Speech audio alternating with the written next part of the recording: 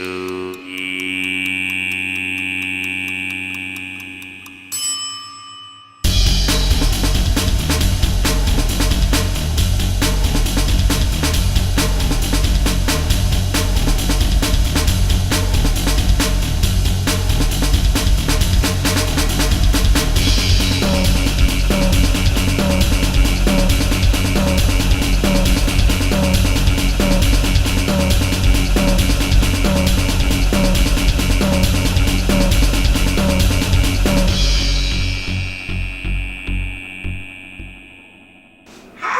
Welcome, DeAndre.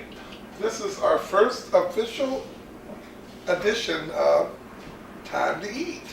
Today we're going to be doing roasted chicken. We're going to be roasting chickens in these big, huge roasting pans here. We got our oven already preheating at around 375, and I'm going to be rinsing these chickens because one thing you must do when it comes to chicken is you got to keep things clean.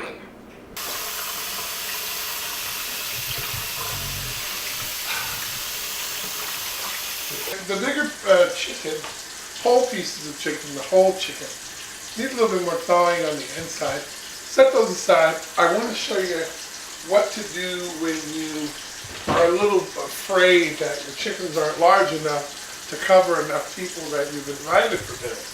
You get parts. So I'm going to show you how to get these parts ready. And I try to get the best parts. When you're dealing with parts, I don't scramble around. And when it comes to baking, now when you're frying the chicken, it don't matter. You can fry the chicken foot if you want. Fried chicken. When it comes to the baking, you want to get or roasting chicken, get the nice parts. Like this is a breast, half a breast. Well, we say breast, but in the world of cooking, a breast means you take the breast of the chicken, cut it in half. Nobody should be eating a full breast, like me.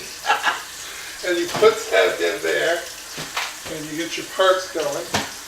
And you always want to make sure you're cooking it. Also with chicken, you got to constantly wash your hands. Always washing your hands, always keeping the water flowing, always getting it going. See, this is a complete breast here. This is two breasts. One breast split in half. Now the way I do my seasoning is I make sure that any liquid that I'm going to use, that goes on first, right? Because if you put the liquid on last, you rinse all the dry stuff off.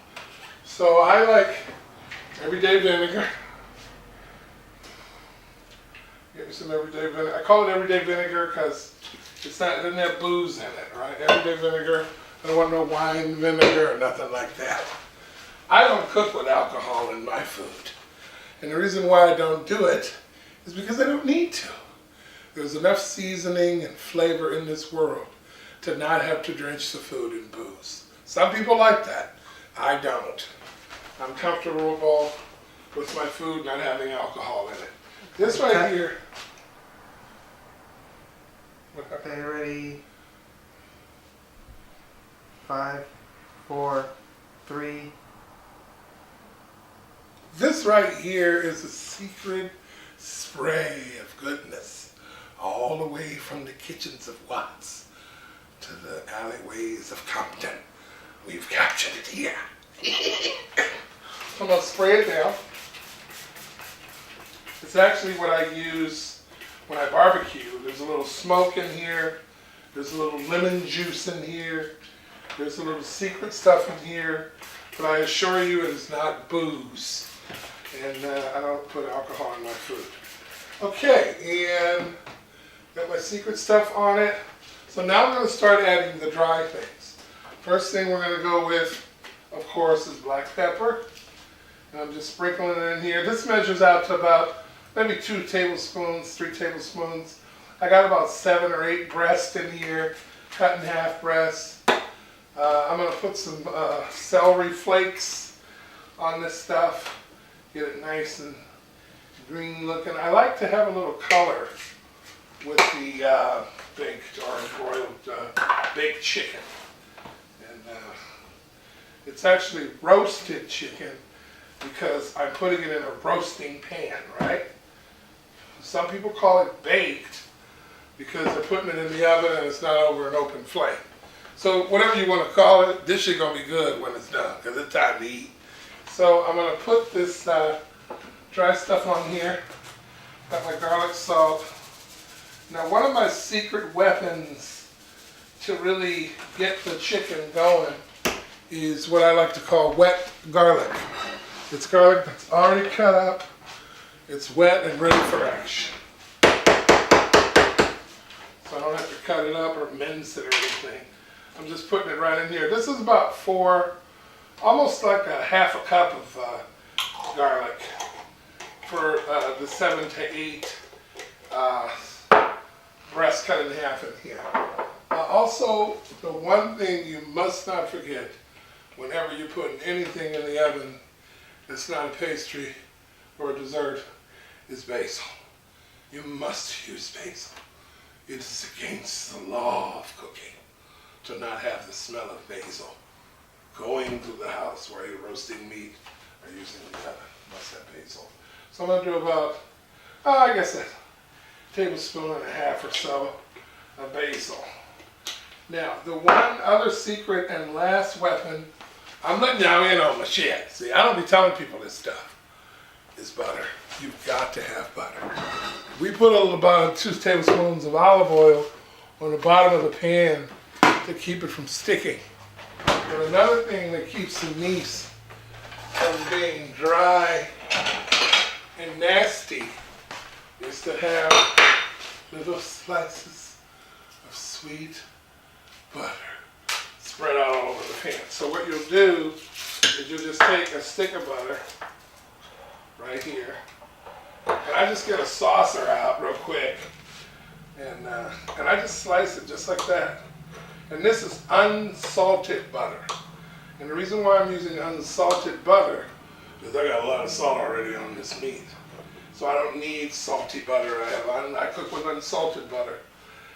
It saves the amount of salt that's going in on the food. So unsalted butter is a very secret weapon that's very powerful, because you still get that that buttery flavor, but you don't have all the salt. And too much salt is not good for you, you know. All right, so we got that. I'm not happy with the parsley. I'll put a little bit more parsley. This is ready for the oven. Look at that. That's what's going in the oven.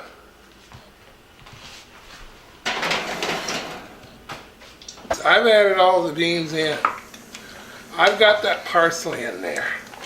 I've got that garlic in there. I'm going to add some pepper. I'm going to do 1 tablespoon of pepper.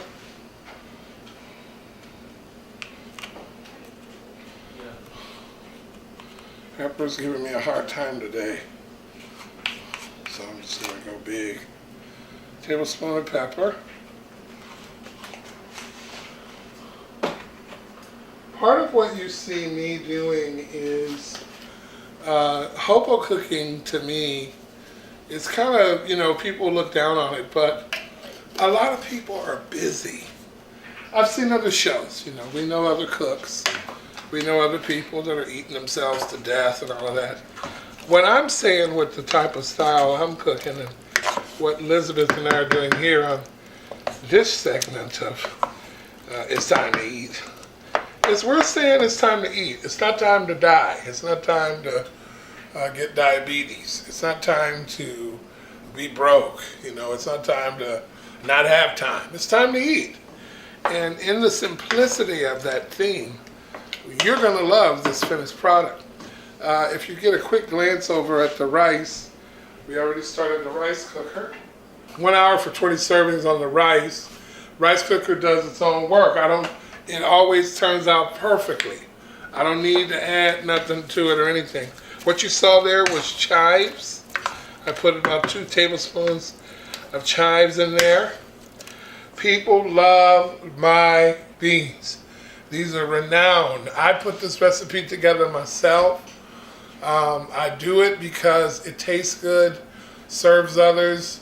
There's less time, there's less money involved. and there's less food as far as overeating. You know, you get a decent piece of that chicken you saw me preparing. You get a decent amount of beans. You get some rice. We've thrown together a salad. You're going to see the finished portion of this meal, and you're going to say, wow, it's time to eat. And now we are ready to discover the love of what we've done. It's ready. I'm going to show you the big piece, the big chicken first, because it's boiling and ready. So let's bring that out. Now I want you to notice the moisture is down at the bottom, and it's savoring flavor. Goodness, it's beautiful. I'm going to go ahead and uncover it, and I'm going to brown it a little bit on top to give these little babies the respect they deserve in regards to color. The parts, they're going to have some brownness to them already. As you can see, I have my rice from my rice cooker. This is not dry and nasty. Look at that. See how it's coming off the bone? That's how you know you've done something special. And that goes right on the plate there. And now, our final masterpiece, in addition to, look at that. Look at the moisture in there. These are breasts. Traditionally, a lot of people serve them dry. This meat's not going to be dry. Look at that. You can see. Now, sometimes people will try to serve beans in a bowl, mush them. Look at the full bean. See how I didn't mash them up? Kept them full, so when you bite down into them, you're going to get the full flavor of that bean. And just put a little on here. This is a full meal. Look at that. I'm going to do a little sample for you on camera. What I do when I eat this meal, take a little bit of the salad, get a little bit of the rice, put a little bean on there, get a little bit of the chicken, because it just kind of falls off, and then I bring it over and I put it in my mouth. I'm going to eat this in my mouth.